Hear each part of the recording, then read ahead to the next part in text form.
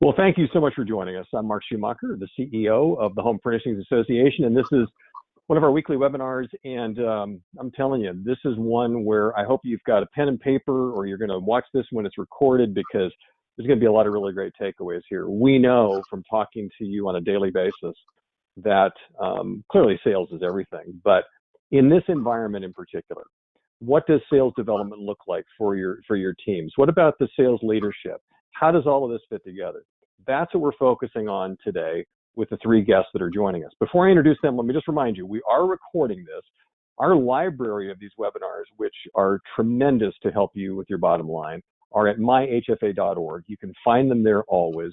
And again, if you see somebody that you want to have show this later on, you will have a link for that, and we'll be able to do that. Also, right side of your screen, you'll see a chat function there. If you want to send us questions, we'll get to as many of them as we can. Let me introduce who we have here. We have our little cube of four of us here. We have Karen Berry joining us. Karen is a senior consultant and trainer for the Friedman Group. They work with a lot of tremendous retailers, have a lot of incredible insights into this space, and so she's going to be our resident expert here today. We also have Eric Papard. Eric is a regional manager with Hudson's Furniture in Florida. Hudson's is a top 100 retailer, and they're doing a lot of tremendous things in this area of sales leadership and development, and we're going to be able to also kind of tap into Eric's brain here as well. But I'm also happy to have Michael Milan joining us. Michael is president of Oak for Less Furniture in Arizona, and Michael is here because, like many of you, he's got a lot of questions. He's got a lot of challenges as well, and so we've got sort of the continuum of the conversation here today that we're going to be working through. So first of all, for the three of you, thank you so much for spending time here. This is a valuable resource for our members, and I appreciate you being a part of it. So I'm just going to start this out by going square to square here, and I'm going to start with Michael, because since you're our retailer who's looking for some insights here, what would you say? Give me your one or two top sales leadership development challenges that you have on a daily basis in your store. Well, one of the things is just how do I go about keeping and motivating my sales team, and also maintaining just a weekly motivation. Do I get together with them on a weekly basis, every 2 weeks, once a month? And what do I say? How do I go about really just keeping that motivation going and encouraging them and giving them all the tools that they need to succeed? Okay. We're going to dig into that a little bit, because believe it or not, a lot of the pre-questions we've had have surrounded that. So you're tapping into an area that's really important here. So Eric, if I was asking you that question, what are the couple of development and sales leadership challenges that you see on a regular basis? Right now, I think the biggest thing that we see at Hudson's is the addition and retention of quality people. I know that's something that came up a lot in those pre-questions as well. But Hudson's, like a lot of folks on this call, has seen a really, really, really strong push through 2020 into 2021. And there's not a worse feeling in the world than people walking through the door and believing that they're not getting the same experience every time because we're just getting overrun. That's the biggest thing on our mind right now. And so when I'm hearing you there, and just to kind of read between the lines there, that consistency, because if you're constantly churning your staff, you've got to be concerned about, are we putting out a consistent message? Are they being treated in a consistent way? So consistency. Okay, love that. Karen, before we respond to Michael and Eric's areas of question, from your standpoint, with all the clients you're dealing with, what are the maybe 2 or 3 top challenges that you're seeing come up again and again, particularly in the home furnishing space? We see a lot of difficulty with follow-up with the salespeople. They're not getting the information. They're not following up with their clients as well as they should. And also, how do you make the sales training stick? We tell them the same thing over and over again, and yet somehow they're just not doing it. It's like, how many sales trainings can we have? You learn all these behaviors and then you don't implement them with the customers. So those seem to be the things that pop up most. Okay, wow. This is a great start, because you've each clicked on a little something different here. So let's have a conversation first and foremost about what Eric was talking about, because acquiring and retaining is so key. So for that area, Karen, what are the things that you're seeing work out there? Because we know that it's far more expensive to replace somebody than it is to keep them, and that consistency that Eric was talking about. So what are some of those key takeaways? What are the things that retailers need to know in that area? The one thing that I think people miss the most is that they don't have a constant recruiting and hiring machine going. They wait to look for people when they need people, and it's just too late, because the longer you go without a person and the longer that random person has gone without a job, the more desperate everybody is. And we don't want desperate on either side of the coin.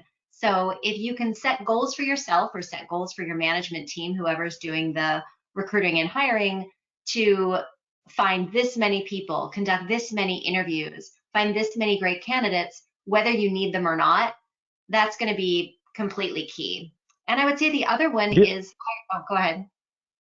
No, but let's pause switch there for a second, but let's talk about the Michaels of the world. So that sounds a little more sophisticated for somebody that's got a larger entity. For a single store operator, 1 or 2 stores, how do they make that happen when they don't maybe have all that bandwidth to be doing that? Should they just keep an ad out there? Should they just be aware? What can they do on that scale? It doesn't have to be an ad. Recruiting should be just part of your daily life. Everywhere you go, if you find people that have that personality to sell, you should be chatting with them. Everybody in your community should know who you are and what you look for. But we get stuck in this trap of we must find experienced furniture people through the experienced furniture world, and who cares, right? Mm-hmm. This is not rocket science. Let's find friendly people and teach them what to do. Well, here, I'm going to tell you, this is a true story, and I've never told this other than internally. There's a president of a top 100 retailer that we were visiting with, and I'm not going to name him because I haven't asked if I could tell the story, but I'm just going to tell you this. This was unbelievable. Asking how our day had been up to the point of meeting with him, and talked about eating lunch at a local place, and said, I got to tell you, we actually ate at the bar because it was the only seats available. The bartender was incredibly attentive as a waitress or like this, gave this whole bit. Do you know that the next day he went there with his business card and went up to that person and said, I've heard great things about how you deal with customers, and if you ever want something else, here this is. I mean, is that not a great testimony to what you're talking about? Is look anywhere? I mean, Karen, what is your thought about that story? That is 100% what we teach retailers to do every single day. And frankly, people in the restaurant industry are the best people to steal because number one, they're used to working on commission, they're used to working for their money. And number two, Right. They're the only crazy people who think retail hours are amazing. And if I may, Yes, I mean, please. with this conversation going in this direction, I mean, what are the top traits do we look for? Because I'm looking to hire a sales leader or sales person. What do I look for in an individual? Let's say they're not experienced, and yeah, like you said, but they have great personality and so forth. What are the traits I should be looking for? This is for you too, Eric, because you deal with a lot of sales associates. But please. I can kick off, Karen, if you don't mind. Also, you are talking to somebody who prior to retail had 15 years in restaurants and hospitality. So I'm very acutely aware of how great the retail schedule is, of course. I always think the biggest thing that I really want to look for in somebody who's going to make that change, if we speak specifically to that kind of person, somebody who has no experience, is somebody who is open to being new and being coachable in that. That's one of the things in our interview guides that we really heavily stress if someone doesn't have the experience. Being a bartender, being a server, those things people can do that. You can pick it up comfortably. You can always fall back into it because you kind of know it a little bit. But the thing we really try to drive on is, are you going to be comfortable not being an expert? Are you willing to let the knowledge of furniture wash over you so you can get really good at this? That's the number one thing that we look for. And if they can do that, and they've got that great personality that had you, get the premium vodka as opposed to the well, you might have a superstar on your hands right there. Karen, jump in on that because I'm seeing you're nodding and I'm nodding as well because, and to Michael's point, How do you know that you found somebody who's coachable? Are there ways to try to extract that? Absolutely. And in our world, it's funny because you even used the word willing, which is one of the top two traits that we tend to look for in a new salesperson, that they're willing, that they're open. And we'll go so far in an interview as to say, you know what, I'm going to take a few minutes to look at your application. Why don't you go out there and chat with the salespeople, or go out there and chat with some customers and see, are they game to do something uncomfortable right there on the spot? Or are they going to be, well, I don't know these people, and that's how you see, are they just willing to put themselves out there? And I think it's a great trait to look for, and it's number one. I remember, and I've got the sales background from way back, and I remember one of the early lessons that I was taught is you have to be okay with not knowing all the answers. And what they meant by that is don't be some of those people that just tries to fake their way through it, because you're going to be seen as not being credible. And if you go to get the answer, that's fine. So when you talk about that coachability, and Eric, I'll ask you this question. When you talk about that coachability, is that also what you're talking about? Is somebody that's got this just good adaptive listening skills or discovery skills, asking those great questions? Is that kind of what you're talking about when you're looking for that coachability piece? 100%.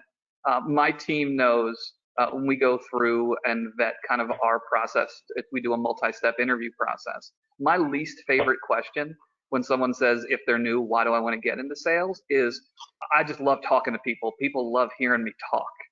And, and I think sometimes people are trying to sell that side of themselves, which I get. Mm-hmm. Of course, we all get it.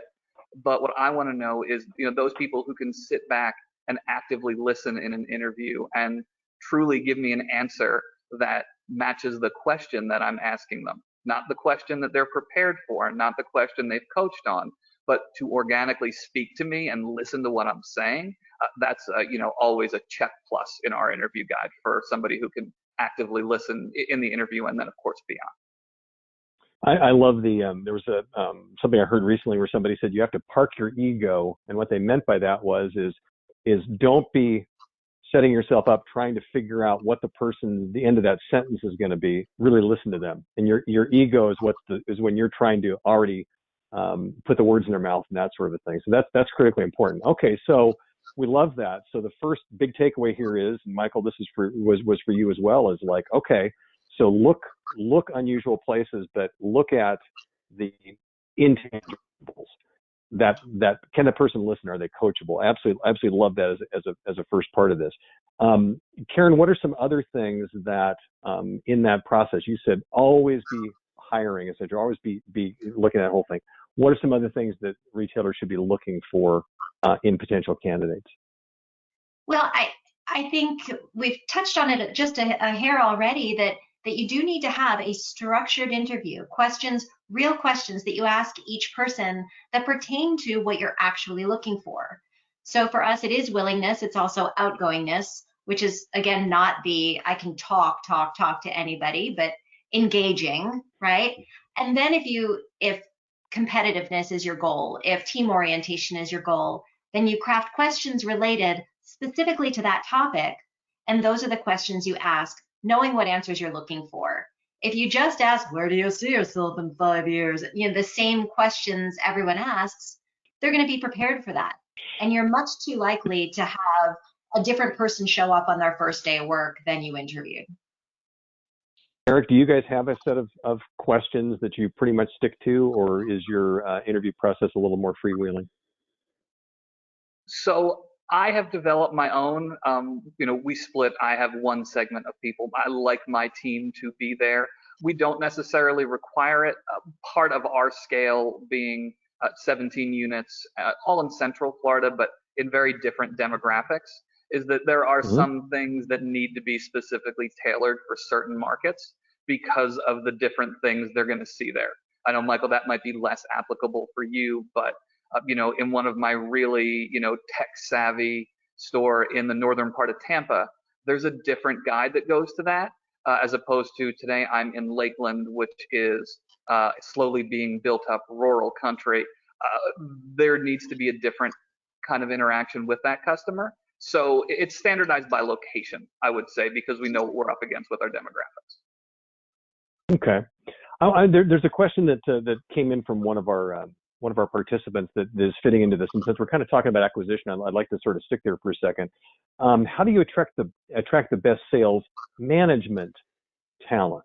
Karen, is that only organically within your current group of salespeople, or if you're looking for somebody with a little higher level, is there a difference in what you're looking for there?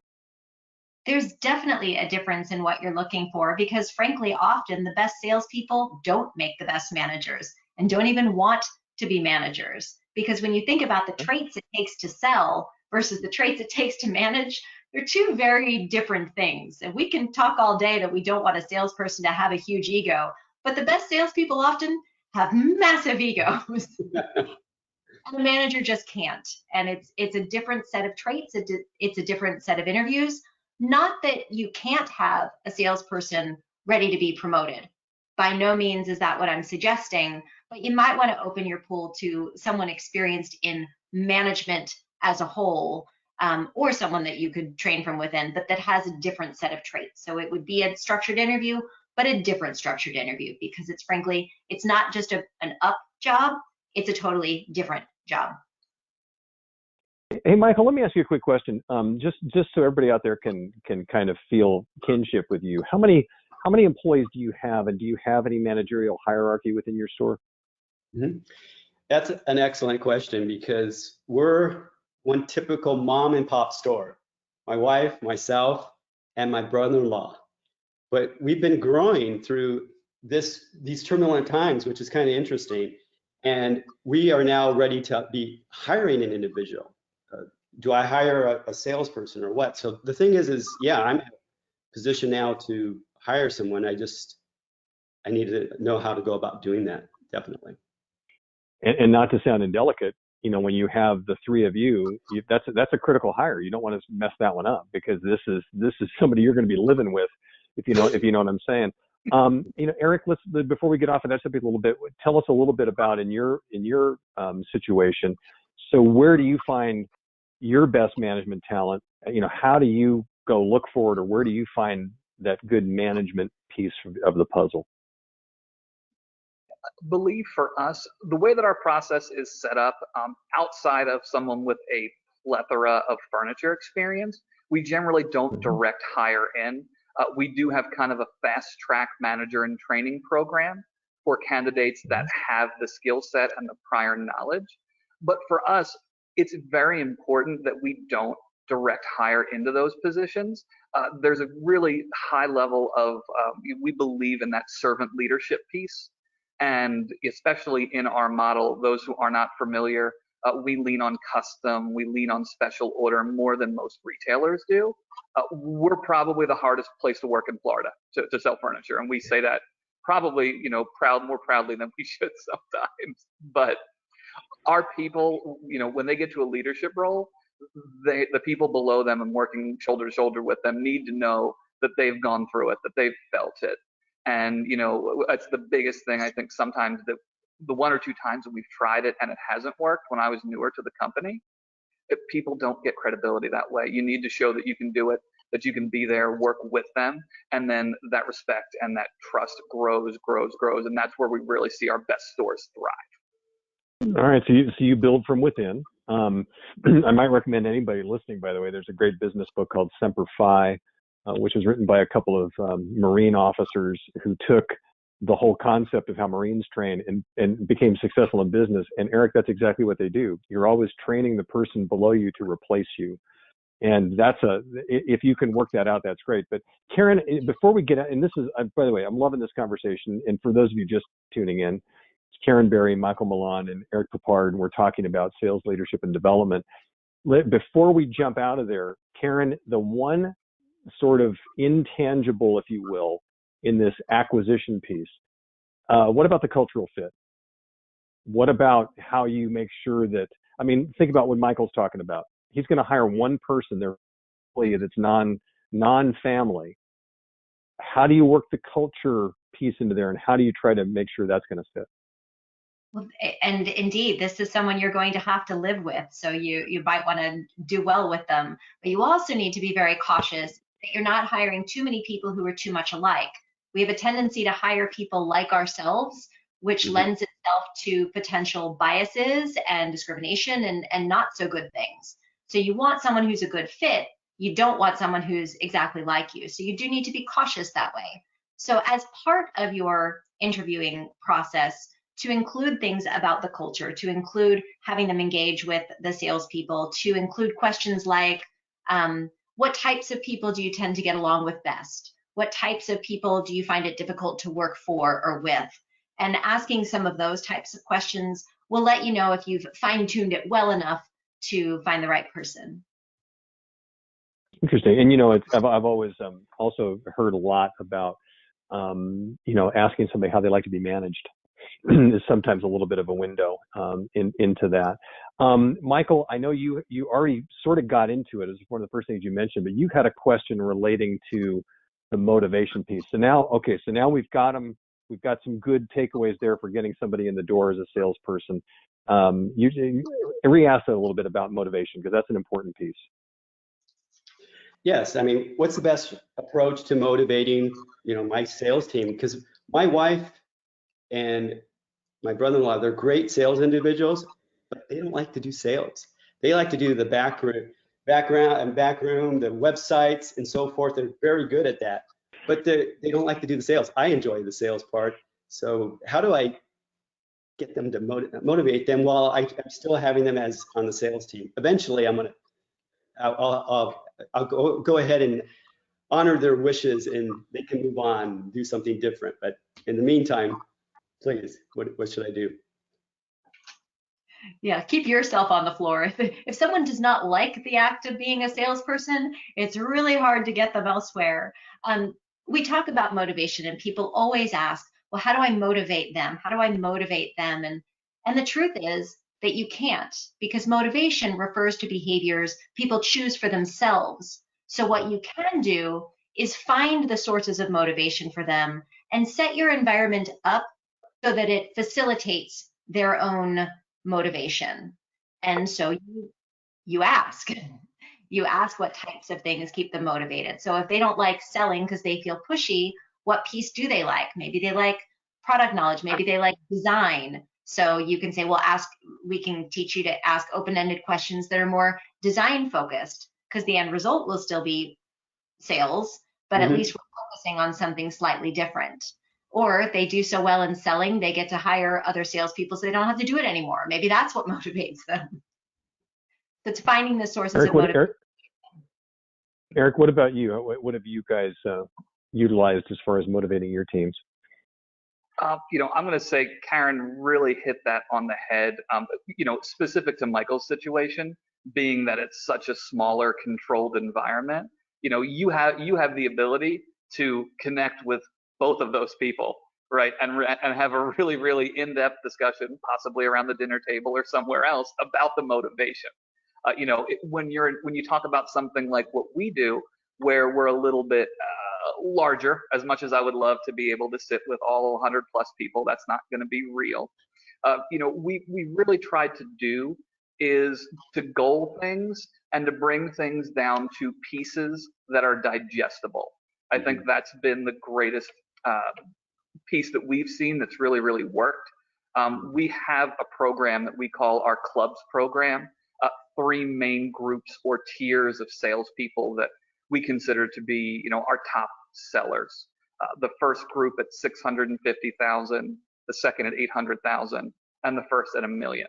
And for people who are newer to the industry and even some veterans, you know, the $1 million writer, you know, the famous white whale that everybody wants in our business, is to be able to break that down. And, you know, it's not about $1 million in a year. It's about 84,000 in a month. It's 21,000 in a week.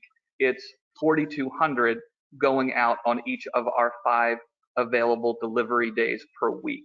And just making that palatable, whatever that goal ends up being, and just breaking it down to where we can take a bite of that elephant one piece at a time, makes it more real and makes it feel more within reach for those people. So talk about that. So these clubs, you mean if I'm a salesperson for you guys, so I hit that 650 and now I'm part of a specific club. So it's a way of recognizing that I've reached a certain level. How does that work? Correct. So that's something that we scoreboard and we share company-wide regularly via an email string. So everyone knows where everybody in the company is at. We're spread all across Central Florida, so some people have never met each other, but everybody knows, there's these folks, everybody knows who they are. Once you hit those levels, we do have some extra incentives for them. They get additional money when it comes to their paid vacation days. Our Diamond Club writers who are $1 million plus, they actually get a concierge in our customer care department who handles something Karen talked about earlier, that client follow-up, because once the backlog of business gets bigger, it's harder and harder to call them when you want to write new business. So, that, and then it will probably look different this year, but we usually do a pretty big event where we bring the whole company together. We do heavy recognition, speeches, video packages. We throw a very nice budget for a regional retailer at that, because we really want them to feel the love for what we believe they've been able to do for us. Those clubs, the turnover rate in them is very low. Our retention rate is almost 100% year over year for still active associates. And this year we added about, I want to say 10 to 12 from 2020, and half of those were $1 million writers. So it's been a big success for us. Karen, is this a good template, do you think, if you have enough of a staff to be able to do something along those lines? Well, sure. Who wouldn't like that? To have things at different levels, and the fact that it is at different levels gives you something to shoot for that feels realistic, as Eric was describing. It's like making it seem like it's doable is what makes it so special. And you find people that are motivated by money, you find people motivated by trips, you find people motivated by simple praise, and having a little bit of each within those tiers. And it doesn't have to be so huge. So what Eric's got going on here is fantastic. And it's also scalable if you don't have a business of that size. It may not be a grandiose trip. Maybe it would be a dinner out, right? So you just have to choose your levels based on your means as well as what's just realistic for you. But again, I guess even on a small scale, even a smaller retailer, it's just, any kind of a program that just recognizes success. I'm hearing you say that's just there's no downside to that. Always a positive. Okay. By the way, great question came in that I want to get to here, since we're talking about really those kind of programs. It's really kind of sales leadership on the floor. And I want to start, Karen, with you on this one. Do you think it's good or bad, or does it just depend on the situation to have your sales manager constantly out on the floor? We've heard from people that have said sometimes that sales staff finds that annoying, intimidating, whatever it might be. But is there any sort of a best practice there? They need to be on the floor. And if the salespeople find it annoying, my instinct is say tough luck, but the reality is, how are they managing on the floor? So if they're hovering over their shoulder nonstop for an entire sales process and then they're critiquing every last thing they do, yeah, I'd find that annoying too. But if you discussed something in your weekly coaching and they're making sure that you do it, or they're getting a vibe of the store overall, they're tracking the up system to make sure it's followed well, yeah, that's your job. You're the sales manager, and you might not like it, but much like a chaperone chaperoning a party that you want them to get out of, it's their job. Eric, you want to take a swing at that one? Yeah, I think a big piece to that is clearly defining what that sales manager role is for that individual. I think where we've seen, if we had a situation where someone felt like a sales manager was stepping on their toes, we've come to situations where, it's like Karen said, sometimes they're absolutely stepping on people's toes, but they might have been a sales manager for 2 years, 3 years. And when's the last time they looked at their job description? When's the time they looked at, we've had clearly defined accountability for what's important for that role to drive the overall store goal. It becomes a great coaching opportunity for a general manager or somebody up the chain to take that coaching session and walk through a job description. as simple as it sounds, we get further and further away from that stuff as we get deeper and deeper into the sales process in our everyday lives. So I think it's a great opportunity to refocus a sales manager when you come into situations like that. And I know there's also been situations where sales managers on the floor are sometimes, if they are too hands-on, then you've got a sales staff that is basically saying they're in my way and they're impeding me from a sale, or they're kind of bigfooting me here. I mean, there is kind of a fine line. Would you all agree with that? You got to be, that leading has got to be intentional without it being an obstruction. Mm-hmm. Absolutely. Okay. I wanted to, Michael, go ahead. Mark, I wanted to ask you something that maybe it might be applicable to some of the other members and that are smaller like myself, is how do you go about maybe developing these policies, procedures, this sales process, this dynamic thing that Eric has with his sales team? And I definitely need some help and assistance with that in developing it. I do have it, but in an informal way, but how do I make it more formal, get that jump started? Karen, Eric, was wondering what's your thoughts? Well, I mean, I know a great consulting firm that comes in and helps you out. I was thinking you were going to do that. Let me look at it. It only took her 31 minutes to make a shameless plug. No, please. I'd be disappointed if you didn't, Karen. No, please continue. I'm sorry. But you don't have to reinvent the wheel, is what this comes down to. You can create this, and we or anyone can guide you through that process, and you can do it yourself. But I mean, we've got an online policy and procedure manual. You just look at each one and you fill in the blanks that are you. So for all of these types of policies, start where it exists and then just fill in the blanks that suit you personally. And in his case, in Michael's case, and Michael, I'm not trying to speak for you, but I'm just trying to think of what you just said.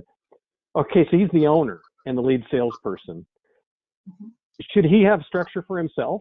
I mean, especially as he's going to expand. I mean, it's not just like, well, this is what I want my team to do, but I'm the boss. I mean, in a single store operation like that, would you suggest, Karen, that he have and adhere to those same things? Yeah, and this is going to be a process of figuring it out. So how do you duplicate yourself? When it's time to duplicate yourself, you have to be ready. You can't be the keeper of all of the information.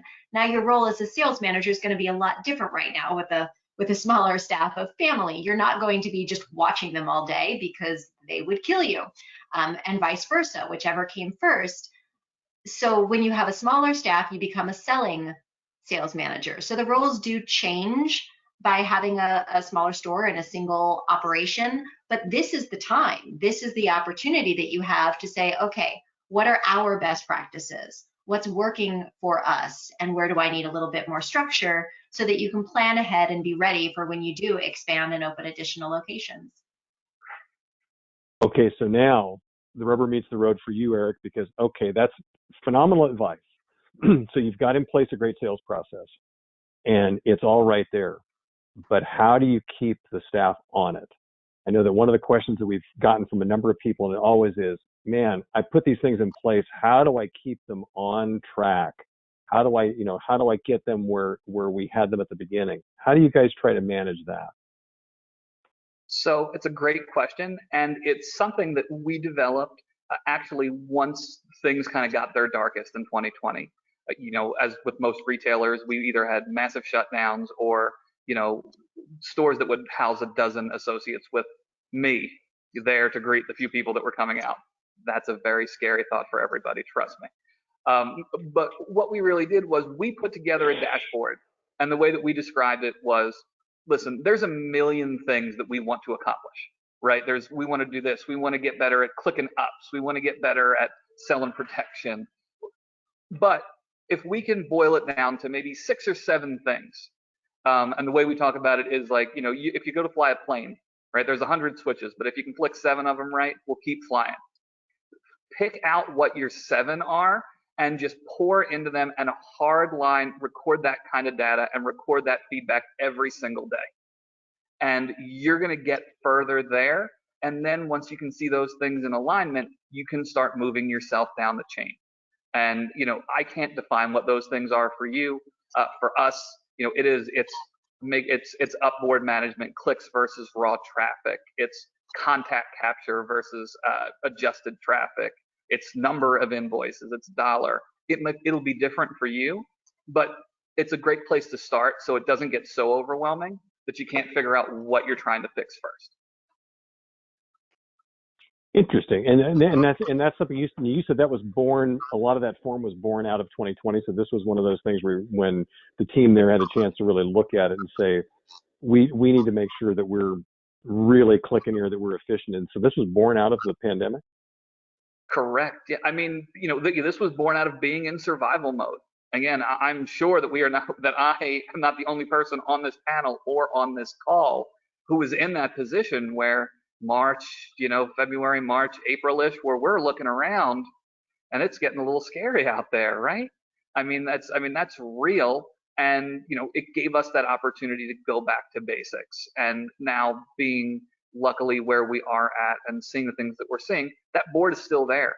And my people do not lose sight of those things, but now I can give them some additional things on top of it because we have a really good handle on what we believe is important, that is the core of making our business run. I want to remind people that have just tuned in that this is a tremendous conversation about sales leadership and development. And Karen Berry is joining us from the Friedman Group. They certainly are consulting with a lot of the top players out there. Eric Papard is with Hudson's Furniture in Florida, and Michael Milan is with Oak for Less in Arizona. Let me ask this question, and Karen, I'm going to toss it your way. So what Eric just described, as far as this kind of process, et cetera, and the keeping on the training and all that kind of good stuff, is how do you create successful teams on a sales floor? Because there's an aspect of sales, particularly home furnishing sales, that can be very individualistic. I mean, it is by nature. If I'm the hunter-gatherer and I'm out there and I'm fighting for myself, how do you create an environment where that competition they don't eat each other? They can support each other. Let's talk a little bit about the team aspect of it. Sure. And it's so funny because sometimes a small business owner will come to me and they'll be like, well, we want it to be aggressive in selling, but we don't want to use like commission because that causes trouble. I'm like, no. That's not what causes trouble. A poorly run up system causes trouble. When someone comes in the door, you know who should take care of that customer. And that guarantees that every customer gets a fair shot at having a good experience, and every salesperson has a good shot at earning a living. So that, to me, is numero uno of having a strong, well-disciplined and well-maintained rotation system when that applies. And then also just having accountability that goes along with all of the KPIs that you're watching. If they perceive everything is fair, they're less likely to fight it. If they can't argue that it's behavior-based and it's results-based, not opinion-based or feelings of the manager-based, this is how you win. I love that. The first half of your response, I think, is an important piece to talk about with our other two guests here, and that is connecting the right opportunity to the right person on your staff. I love that because it's not just next, kind of a situation, and really reading that. Michael, I know you're a smaller operator, and you have to be careful when your wife is working there because you can't, if you go sideways with your sales team, in that case you're in trouble. But how is that something that you guys are even cognizant of? I mean, can you almost, when somebody comes in or how somebody presents, who on your team would be better suited for that particular transaction? Definitely. Yeah, because my wife, Suzanne, and Terry, my manager, they're both detailed oriented, definitely more so than I am. And Suzanne is a design consultant. She's an artist, and she'll go ahead and talk about things that I don't even think about or ask these questions. And so it's about developing a relationship, asking questions, building rapport. So I'm like the warm and fuzzy, and I really greet them and get them going. And Suzanne's also very warm too, but she's very detailed oriented, and she's able to handle these big they become big sales. Actually, she makes the biggest sales out of all of these. I mean, out of all of us. I do these smaller sales, but when I look at the end of the month, she has these gigantic sales because she takes the time. She follows up. She's emailing them. She's developing multiple estimates and figuring out things where I'm thinking this is a waste of time, but then all of a sudden I'm thinking, wow, this grew to a $20,000 sale. It could have been like a $5,000 sale, and it was a $20,000 sale when it's all said and done. So it's kind of neat to see things along that nature. I mean, Eric, jump in, because it's not just as simple as just whoever's next gets paired up, right? I mean, I'm assuming you've got to have some concept of this as well, where you understand who's going to really be the good fit for a certain customer that presents themselves to you. So we do run with a pretty traditional up system in terms of that initial greeting. But our teams, there are some that are better than others, but of course our best and most productive teams tend to have experts in certain areas, and people that definitely have that thrust. And I think that's an important part of when we develop teams. I think Karen mentioned earlier about, don't just hire the same person over and over and over again with a different name. Have somebody who is really, really, really into the mattress side of our business. Have somebody who's very into the high design. Have somebody who can be kind of a grinder, for lack of a better term, and wants to get in there and get the, sell that clearance sofa and, help them load it into the truck. And really being able to lean into those things for what we know people are good at, and then to look at that for coaching opportunities for people who might not be stronger in those areas, and to tailor our growth and development plans for associates on the areas where you're not an expert yet, allows us to build those people more well-rounded and make sure we've got more options when somebody comes in and is looking for, a custom piece that's going to be upwards of $10,000. So Karen, let's continue on that, because that's an interesting thought, and especially we tie this back to the beginning. We talked about looking for talent. So this is really, it sounds like Eric really assesses, and even Michael's done it to a level, assesses the strengths and weaknesses of the team. You can't have robots, right? Not everybody's going to be the same way. So talk a little bit about how you develop that, or develop a person to their best ability. It gets a little scary when we start to think about, well, what if this person only sells to this type, or this person only sells to this type, which is why I think Eric made it very clear. It's like, listen, we take turns with the greeting. We have specialists, but we take turns. And that's a very important thing, that just because you have a natural tendency towards something doesn't mean you shouldn't develop the rest of it. If you work out and bench pressing comes easily, that doesn't mean you should skip leg day. Quite the contrary, it means you have to learn to balance yourself. So having a comprehensive sales training program where you take it one step at a time, and you do this piece of the selling process, but these two people may do it very, very differently, you're still accomplishing the goal. You still understand the why behind each piece of it, about how you greet the customer to get them to warm up. I may do it very differently from how Michael does it. Michael may do it differently from how Eric does, but we all accomplish that goal. So it really is about having one system that allows for a lot of different personality types and specialties to do it at a different way. Another thing I want to add too, Mark, the nice thing about being small is one person comes in, or a couple comes in, and the whole team gets involved. My wife, Suzanne, Terry, myself, we're all working on that particular sales team. If I need some additional help, or Suzanne needs some additional help, we're listening, we're ready to go. So that's the one really neat thing about being small in some respects, that we're a team effort, we're family, and we all want the best for that customer. So it really pays off. Yeah, I mean, I like that, what you said a lot, Karen, and to Michael's point, because you're providing a standard, but not expecting everybody to be a cookie cutout and approach it the same way. So give them the fence, the playground to play within, but let them be themselves. Is that? I mean, because I know that there are people out there that try very much to turn salespeople into themselves, and I know that they fight that all the time. Have you seen that in some of your consulting, Karen? That people have tried too much to do that, or they're looking too specifically? Yeah, when people start pulling out scripts of exactly what they're supposed to say, that's how you know it's going to be a real dangerous place. You want freedom with bumpers. You want strong bumpers, but lots of flexibility in terms of how they execute each piece. Gotcha. Eric, you were going to say something? No, I mean, I'm so fully in agreement with that. Again, I came from places professionally years ago where they would stick that script in your face, and before you talk to anybody, boy, you better hit every single point. If you don't, you go back down until you learn it.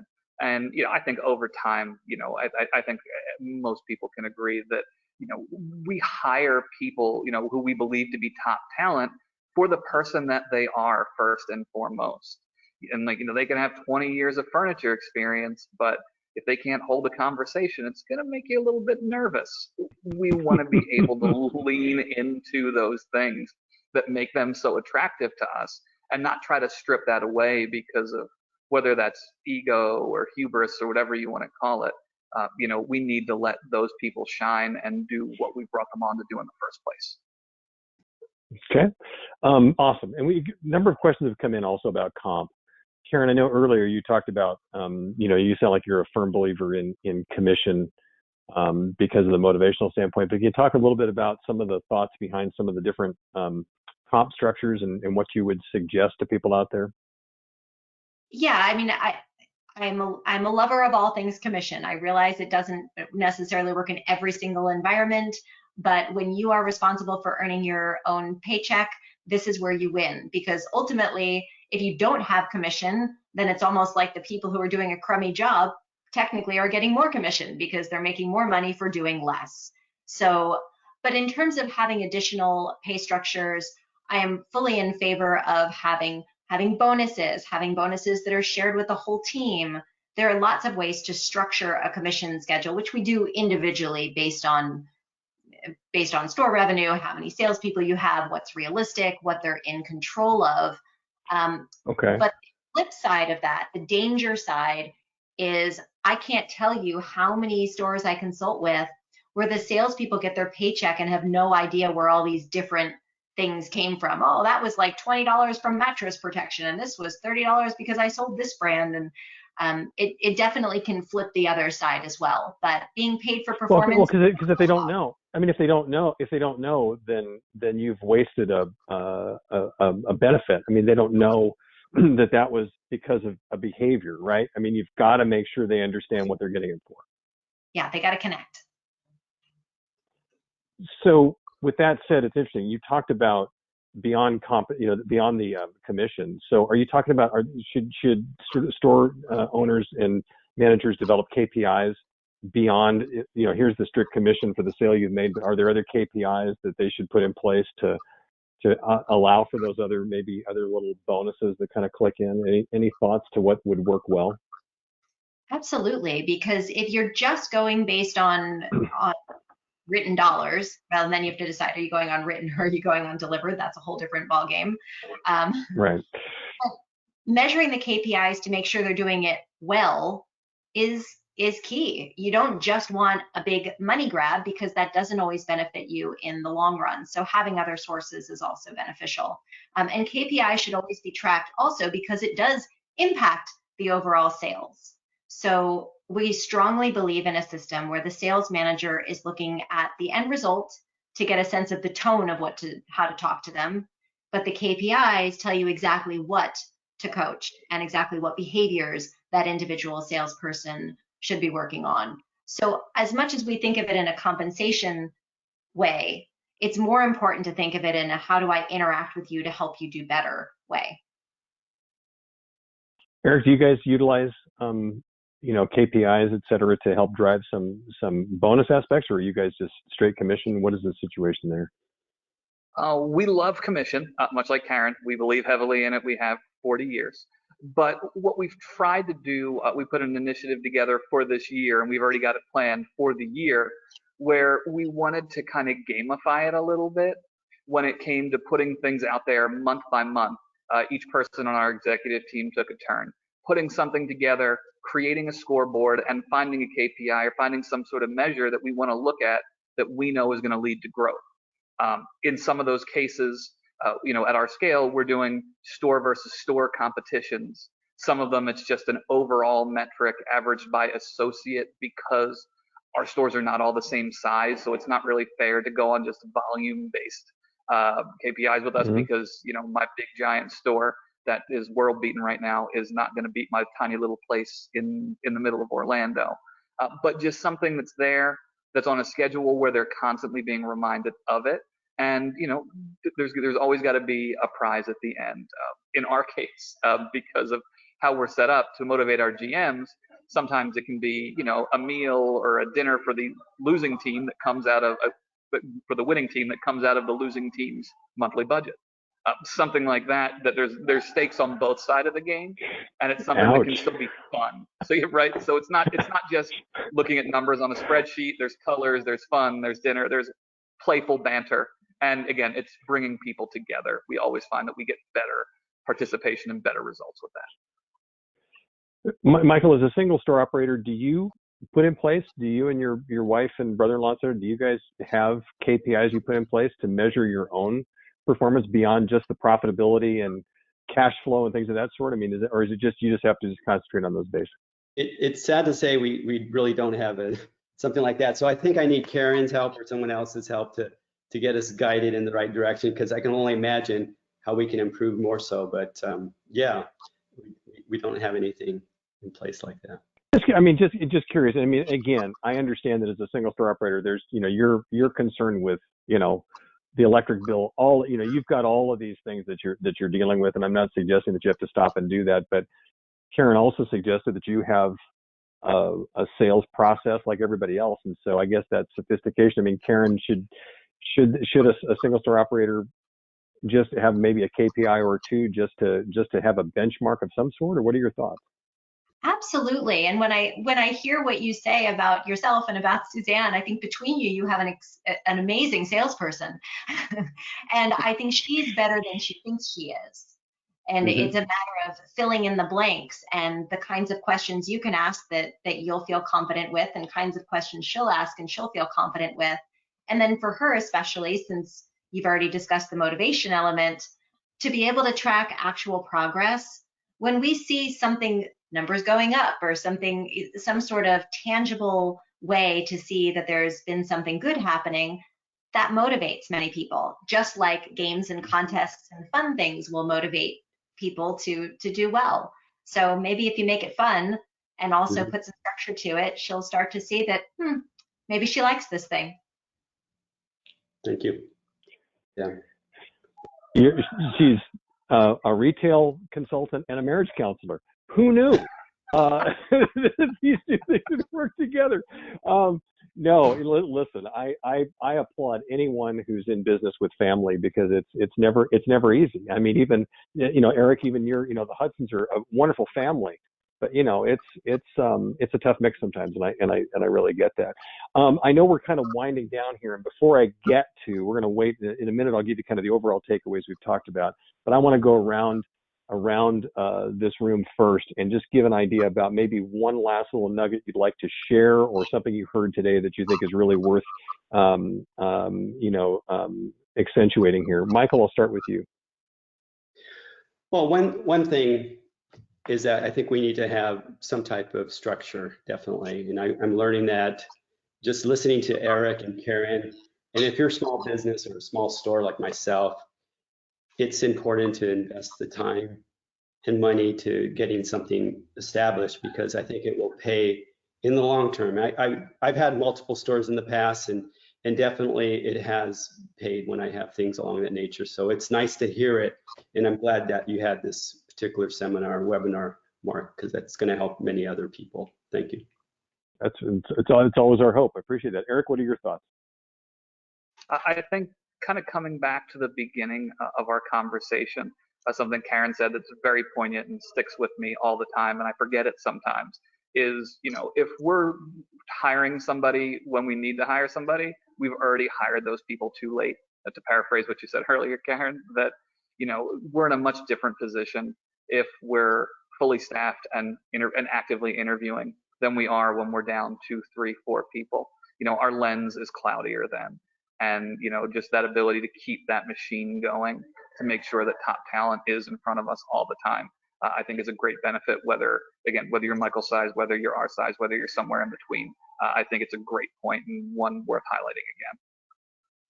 Yeah, I mean, when you say that too, Eric, it makes me think about the fact that you know how it feels when you find that gem.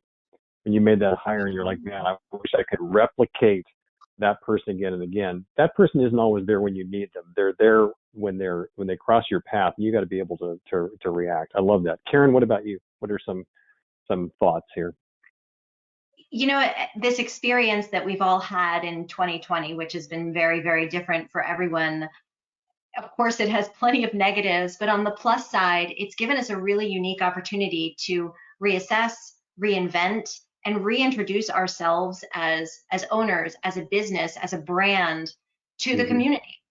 And it's such a great opportunity to just do all the things you thought about, you were considering doing, the changes you wanted to make, the structure you wanted to provide, and put it into place now.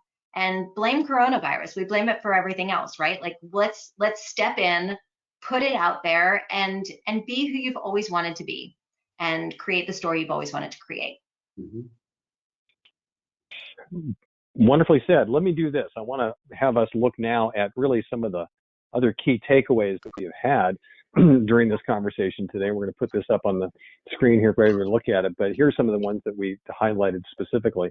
It's important to consistently look for sales talent. We just talked about that, rather than only limited pool of applicants found in a short hiring cycle. That's the thing, that short cycle, that's the desperation cycle. When evaluating talent, look for coachability, active listening skills, and a comfort with not having all of the answers. Boy, I think if you can find somebody with all of those three particular pieces of the puzzle, then you're talking about somebody that you can really coach and mentor into becoming a fantastic salesperson. And Hudson's, we know, elevates sales leadership members from within their organization, which helps with ensuring culture fit and establishing credibility with the teams they lead. But Karen also pointed out, very importantly, that you can, if you're hiring for somebody in a management position outside of your store, that it is a different mindset than like you're hiring a salesperson. So be mindful of some of those leadership and managerial traits you're looking for as you do that. You know, this today, and Michael, I thank you for saying it, this is a perfect example of us putting together a program based upon the things that we're hearing from our members, and we talk to members on a daily basis. So this is a great moment for me just to say to you that I want to point out that the people on this particular broadcast are members, and that's really, really important, and we're going to talk about that in a second. Here's some other takeaways. Create a rewards program that recognizes the success of sales team members while holding them accountable through performance goals that are visible to the entire team. Eric talked about some really good competition there, and we know what that can do. Implement a simple selling process. This is super important, as we talked about, because we want to make sure that you've got something that not only they can adhere to at the beginning, but you can continue to coach them in an easier fashion and make more consistent customer experience. And also reduce conflicts between sales team members. Create a fair rotation system that allows your team to understand who is responsible for helping the next customer. And there was also really some great insights there from Michael about also how you can sometimes have your sales team become a team when it comes to dealing with each individual person that comes in the door.